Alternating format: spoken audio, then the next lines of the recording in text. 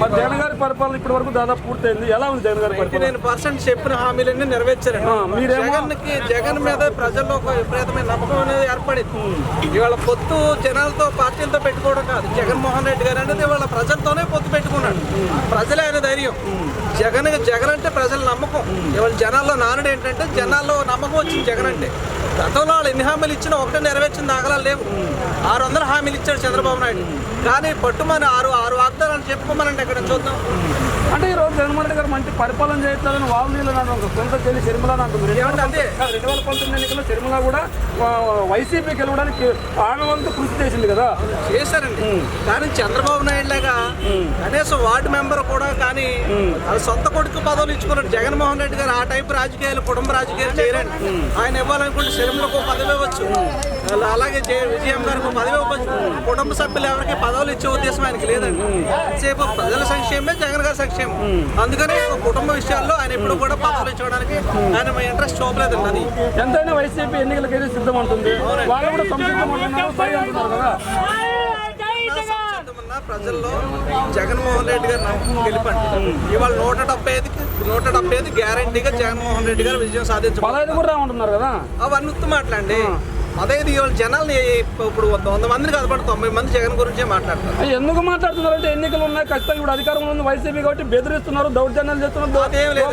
ప్రజలందరూ కూడా స్వచ్ఛందంగా తాను చేసిన అభివృద్ధి పథకాలకి ఆకర్షితులై ఇవాళ జనాలు స్వచ్ఛందంగా వస్తున్నారండి.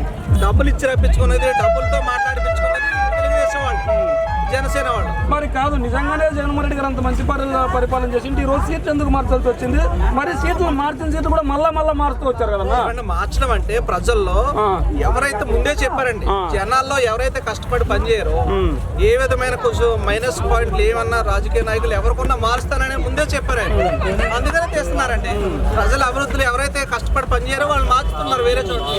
అది తప్పే ఉందండి. అంటే కేవలం రెడ్లకు మాత్రమే అధికారాన్ని కట్టబెట్టాడు. బీసీ ఎస్టీ వాళ్ళకి కేవలం పదవులు మాత్రమే ఇవ్వండి. వాళ్ళ సంక్షేమంలో చూస్తే అభివృద్ధి పథకాలే కానివ్వండి, రాజకీయ పార్టీలు ఉండేటువంటి పదవులే కానివ్వండి, ఎస్సీ ఎస్టీ బీసీలకు అగ్రపేట వేసింది ఓన్లీ జగన్మోహన్ రెడ్డి గారు మాత్రమే.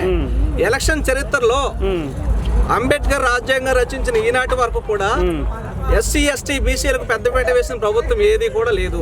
అది వాళ్ళు ప్రజలందరూ చూస్తున్నారు. వాళ్ళు అన్న మాటలు రాజకీయ నాయకులను అడ్డు పెట్టుకుని ఎవరో డబ్బులు ఇచ్చి మాట్లాడితే మాటలు తప్ప ఓటర్ అనేవాడు కానీ వాళ్ళు ప్రతి ఒక్కరూ జనంలో జగన్మోహన్ రెడ్డి గారు పూర్తి నమ్మకం ఉంది. అంటే అదేవిధంగా జగన్మోహన్ రెడ్డి గారి పరిపాలన గురించి కొన్ని వార్తాపత్రికలు, కొన్ని టీవీ ఛానళ్ళు ఉదయం లేచినప్పటి నుంచి ఏదో ఒక వార్త నానుతూనే ఉంది. అది జగన్మోహన్ రెడ్డి గారికి వ్యతిరేకంగా. ఈ నేపథ్యంలో ప్రజలందరూ వార్తలను నమ్మి జగన్మోహన్ రెడ్డి గారికి వ్యతిరేకంగా ఓటు వేసే అవకాశం లేదంటారా? లేదండి, అది 100% లేదు. ఎందుకంటే ఇప్పుడు ఏ మీడియా అయితే చెప్తుందో, ఏ వార్తలు అయితే రతనే సొంతగా వాళ్ళు పెట్టుకున్న వాళ్ళ తొత్తులాళ్ళు, వాళ్ళ వెనకాల వాళ్ళు బినామీలాళ్ళు, వాళ్ళు చెప్పే మాటలు వాళ్ళ ప్రజలు ఎవరో నమ్మడానికి సిద్ధంగా లేరండి. వాళ్ళు జగన్ గారు చూస్తున్నారు, జగన్ గారు చేసే అభివృద్ధి చూస్తున్నారు తప్ప ఈ మీడియాలు పేపర్లో చూసి ఎవరు కూడా మోసపోరండి. వాళ్ళు చెప్పే అన్ని కూడా అబద్ధాలండి. వాళ్ళు బినామీలు అండి. వాళ్ళు మీడియా ఇప్పుడు వాళ్ళు ఏ ఛానల్ అయితే మాట్లాడుతున్నారో, ఏ పేపర్లు అయితే రాస్తున్నారో అవన్నీ కూడా వాళ్ళ బినామీలు. వాళ్ళు చెప్పిన మాటలు ప్రజలు ఎలా పెట్టారండి? 100% జనం అంతా కూడా జగన్ వెంటే ఉన్నారండి. మరి మీరేమో జగన్ వెంట ఉన్నారని చెప్తారు. మళ్ళీ మీరు సరైన ఒక్క కారణం చెప్పండి, మళ్ళీ జగన్ ఓటు ఎందుకు వేయాలి? అసలు జగన్ గారికి ఓటు ఎందుకు వేయకూడదనే కారణం ఎత్తుకోవడానికి జనాల్లో లేదంటే ఉద్యోగాలు ఇవ్వలేదు, రాజధాని లేదు, మనకి ఉద్యోగాలు ఇవ్వలేదు, రాజధాని లేదు, అభివృద్ధి లేదు, రోడ్లు వేయలేదు, సంక్షేమాలు ఒక్కరికే ఇస్తున్నారు, మిగిలిన వాళ్ళకి అన్యాయం చేస్తున్నారు. ఇన్ని నెగిటివిటీ ఉన్నాయని చెప్తున్నారు కదా. జగన్మోహన్ రెడ్డి గారు సంక్షేమ పథకాలు అనేది పార్టీ కూడా చూడకుండా తెలుగుదేశం వాళ్ళు అయినప్పుడు కూడా అర్హులై ఉంటే అందరికీ ఇవ్వమని చెప్పిన ప్రభుత్వం ఏదైనా ఉందండి?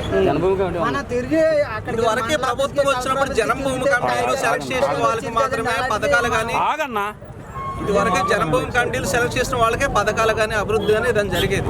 ఇవాళ జగన్మోహన్ రెడ్డి గారు ఒకటే విషయం చెప్పారు, తెలుగుదేశం వాళ్ళకి ఎన్ని పథకాలు చేకూరలేదు, ఏ తెలుగుదేశం వాళ్ళని చెప్పమానండి. అంటే టీడీపీ వాళ్ళు ఇబ్బందులు పెడుతున్నారు, అక్రమ కేసులు పెడుతున్నారు మీ వైసీపీ నాయకులు. అదేం లేదండి, ఎక్కడా కూడా లేదు. ఎందుకంటే తెలుగుదేశం వాళ్ళని ఎప్పుడు కూడా అభివృద్ధి చేసే విధంలో వాళ్ళు వీళ్ళు దీనికి అర్హులై ఉంటే తెలుగుదేశం పార్టీ కూడా చూడకుండా మన ప్రభుత్వం ఏదైనా ఉందంటే జగన్మోహన్ రెడ్డి గారు. అదే చూడండి, అంతకుమించి వీళ్ళందరూ కళ్ళబొల్లు మాటలు చెప్పిన మాటలైతే ప్రజలు ఎవరు పట్టించుకోవడానికి సిద్ధంగా లేరు. గ్యారంటీగా వచ్చే ఎన్నికల్లో 175 to 175 జగన్మోహన్ రెడ్డి గారు కొట్టబడుతున్నారు. ఇది మరో సంచలనం.